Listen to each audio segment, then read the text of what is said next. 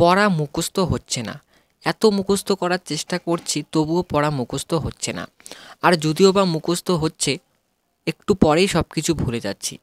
তো দেখো বন্ধুরা, তোমাদের মধ্যে ম্যাক্সিমাম স্টুডেন্টেরই এরকম প্রবলেম হয়ে থাকে যে পড়া মুখস্থ হয় না, আর মুখস্থ হলেও বা বেশিক্ষণ মনে থাকে না।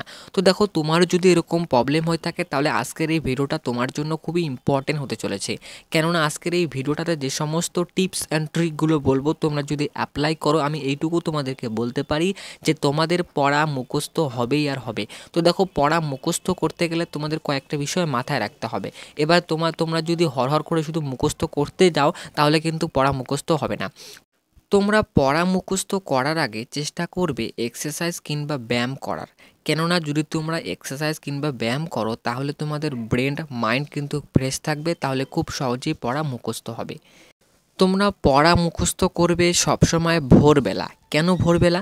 তার কারণ ভোরবেলা কোনো প্রকারের ডিস্টার্ব তোমাদের হবে না। ভোরবেলায় একদম নিস্তব্ধ থাকবে, তখন কেউ উঠে না। তখন তুমি উঠে পড়তে বসবে, পড়া মুখস্থ করতে বসবে, দেখবে খুব সহজেই পড়া মুখস্থ হবে। তোমরা সবসময় কী করবে? ভোরবেলা পড়া মুখস্থ করার চেষ্টা করবে।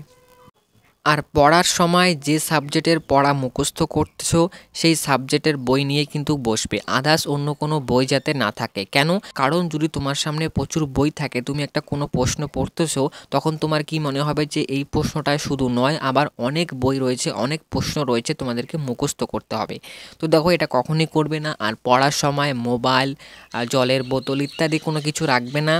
কেননা যদি রাখো তখন কিন্তু দিকে তোমার ব্রেন কাজ করতে লাগবে। তো এটা কখনই করবে না। তারপরে কি বললাম যে দেখো, পড়া মুখস্থ করার পরে কিন্তু তোমাদেরকে লিখতে হবে। তোমরা অনেকেই লিখো না, পড়া মুখস্থ করার পরে লিখবে। না দেখে লিখতে পারো, দেখে দেখে লিখতে পারো। না দেখে লিখলে খুব ভালো হয়। তবে যদি না দেখে লিখতে না পারো, দেখে দেখে লিখবে, কোনো অসুবিধা নেই।